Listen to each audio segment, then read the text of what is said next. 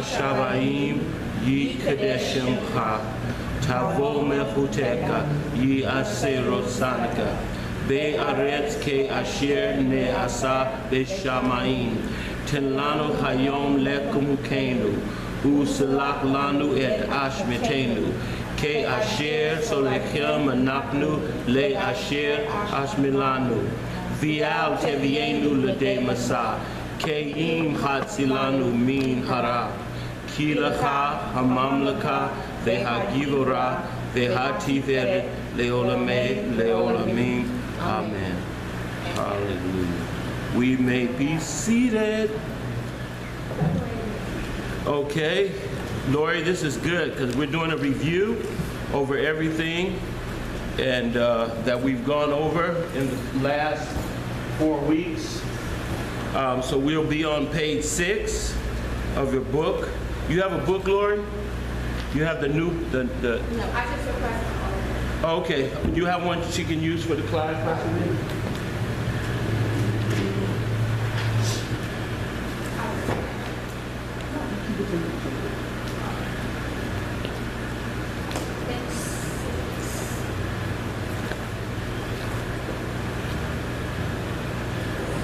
One of the things that's going to be on the test as a review is to give 3 examples of Joseph as a typology of Jesus Christ. 3 examples of Joseph as a typology of Jesus Christ.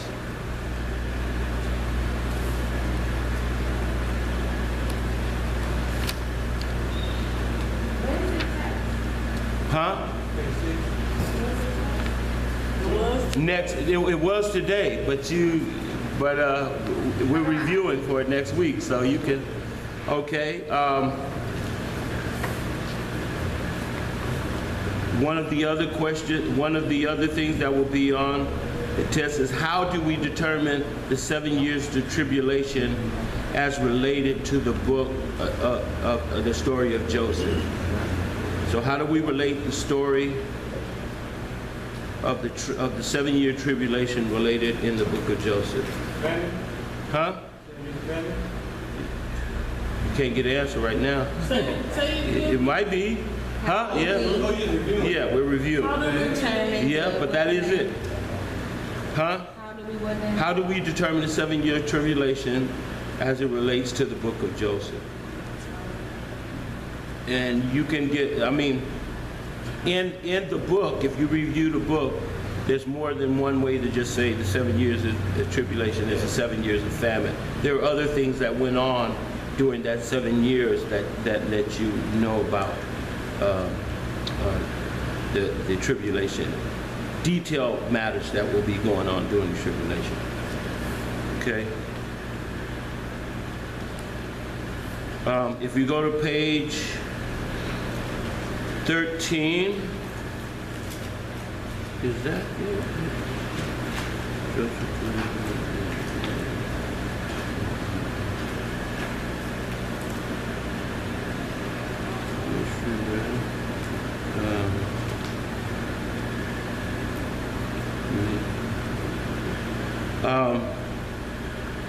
Because the typology in Joseph is so profound, we want to know how is it that Israel is still ignorant of the fact that their Messiah is Jesus Christ? What are the details? What is it about a group of people that are so intelligent in filmmaking, arts, science, and yet they can't even understand a simple thing like Jesus Christ is your Messiah, when they have a Torah that tells them that Jesus Christ is their Messiah? Okay, so on page 13, you should be able to start to get your answer for that.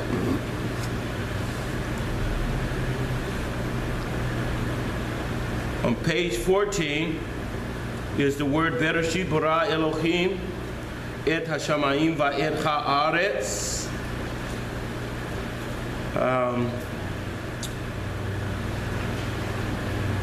For our test, You will be able to say that sentence when you hand me your paper, because you will have to do your 22 letters.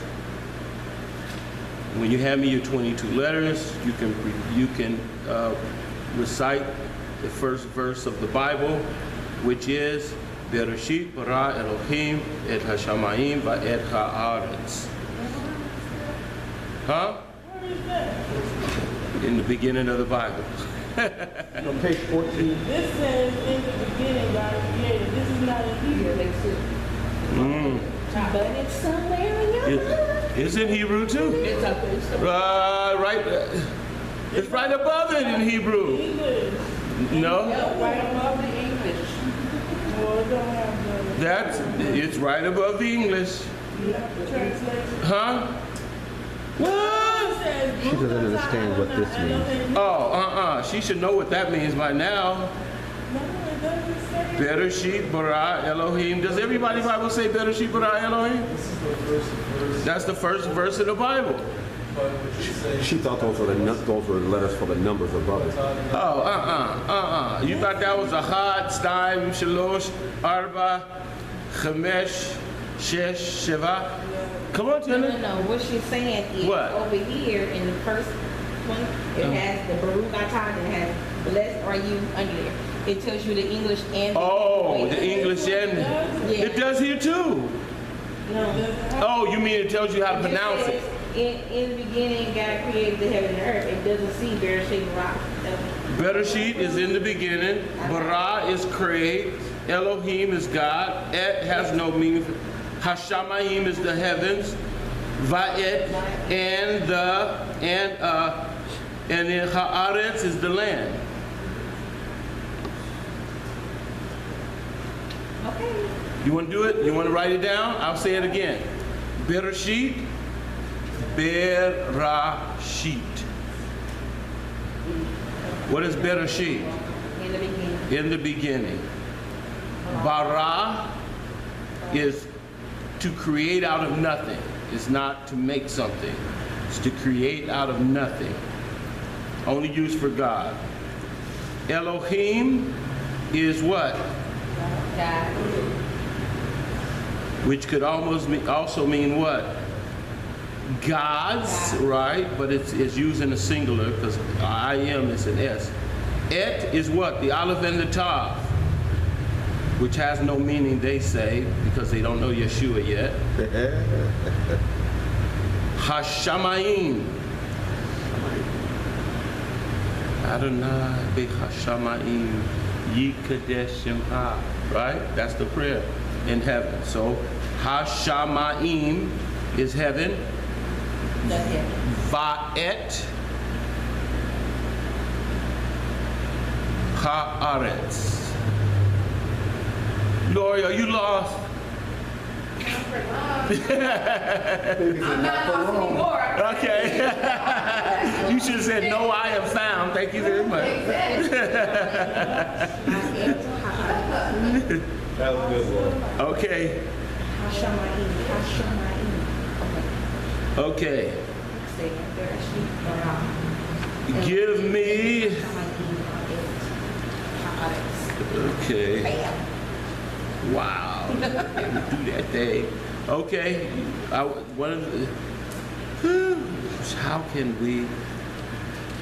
How is the gospel in the first word of the Hebrew of Genesis? How is the whole gospel It's in the first 7. in the first word of the Hebrew?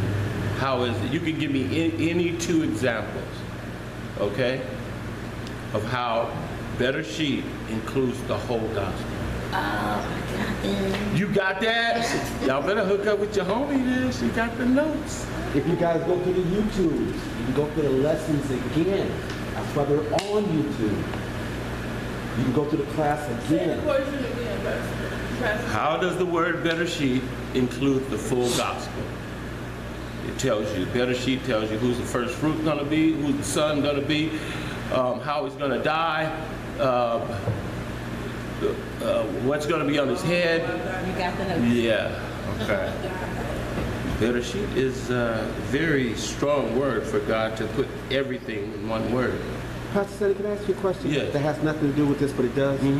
How can we have almost 10,000 views of just the Shabbat class? I mean, just this class, but it not show up as those numbers directly under the actual YouTube? Oh. Because we have almost 10,000 views, but when you look at the YouTubes, it don't show 10,000. So, like I told you, Pastor Dan, they won't publish it unless you're paying. Yeah. Because I sent you the pic. I sent you that, right? So you know, right? Yeah. Yeah. At that time, it was 8,900. Right. Yeah. We have almost 10,000 views of just this class, the videos. But when you look up the videos, you see one hit. But if you see, what's that Spanish girl? She pays to make her hits look like she hasn't. Yeah. They pay to make it look like they have more hits than they do. They don't. So they pay, so it looks like they have more. So people are more interested. But you know. That's not right. That's not right. Okay, I'm sorry to take you off the class, Pastor. No problem. Okay, could you please go to page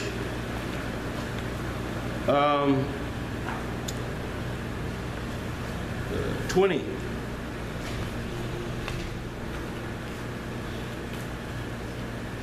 Please explain how Hosea, Esther, and Germany are connected. That is a loaded question, but if you, it is worth 5 points, and if you can give me a pretty good answer, I'll give you all 5 points. But you're going to have to understand the connection between Hosea, Esther, and what happened in Germany. Okay.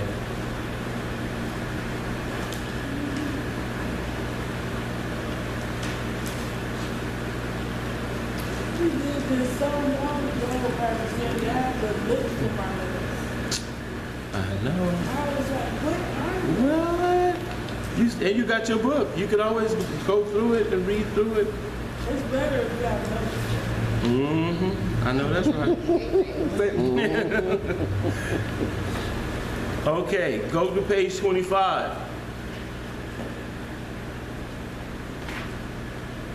So you're not doing a brief synopsis?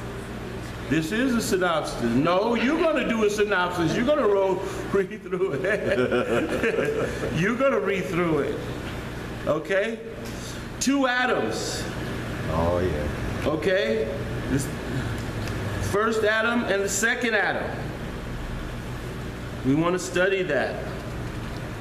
We want to know who's the first Adam and who's the second Adam.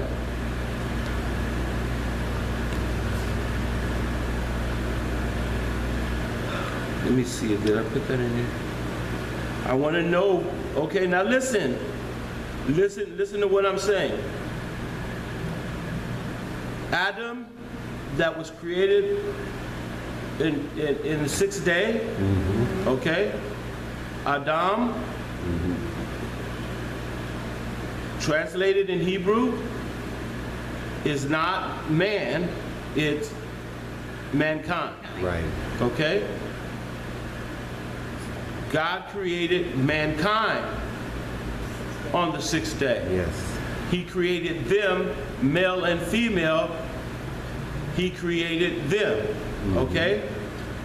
Adam in Hebrew can be mankind, because God can say, Adam had become so corrupt that he decided to flood the world. Is he talking about one man? No. He's saying mankind has become so corrupt that I'm going to flood the whole world. So in Hebrew, you can use Adam as man, and you can use Adam as mankind. If you speak English, you're going to see Adam, and you're just going to write man. Right. Okay? So God created man on the 6th day, and if he created man on the 6th day, and he created woman, and then they had 2 kids, and then one killed the other, why is the kid who killed the other scared to go out and saying the people out there are going to kill me? So we have to understand that that there is a 6-day creation of man, of mankind. There is a 8th-day creation of a man, a particular man that was taken and placed in the garden, then put to sleep, then created a wife for him, and their job was they were going to till the ground and shamar, watch over the ground, and that was going to be their job. Until they sinned, then God said they can't be in paradise anymore. So he kicked them out of paradise, and they joined the rest of what? Mankind. Okay? People need to know that. Because then you don't understand why, you know, if Adam is not created to the 8th day, you won't understand why Jesus Christ resurrects on Sunday morning. Because Sunday morning is the 8th day. Mm-hmm. How is Sunday morning the 8th day? Somebody explain to me. It's the beginning. It's the new beginning. It's the new beginning of a new week. So what we got? We started Sunday, Monday, Tuesday, Wednesday, Thursday, Friday, Shabbat. 8th day is Sunday's new beginning again. So it's the 8th day. Now, in Leviticus, when all of this is over and they celebrate the 7th feast, God says, and when you're done, celebrate Shmini Atzeret. What's Shmini Atzeret? The 8th day. And he said, and the 8th day is holy. Why is the 8th day holy? Because Jesus resurrected on the 8th day. Okay?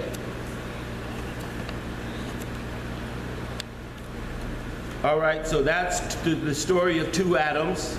So read through that. Give me 2, I'll ask for 2 examples of the first and the second Adam, okay?